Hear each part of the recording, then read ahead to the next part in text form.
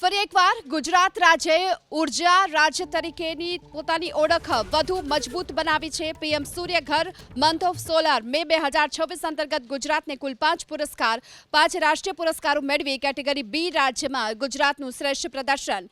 દિલ્હી સમારોહમાં કેન્દ્રીય મંત્રી પ્રહલાદ જોશીના હસ્તે પુરસ્કાર એનાયત કરવામાં આવ્યા। ગુજરાતને પીએમ સૂર્યઘર એક્સેલન્સ એવોર્ડ એનાયત કરાયો। ઉત્કૃષ્ટ અમલીકરણ અને શ્રેષ્ઠ પ્રદર્શન બદલ રાષ્ટ્રીય પુરસ્કાર એનાયત કરાયો।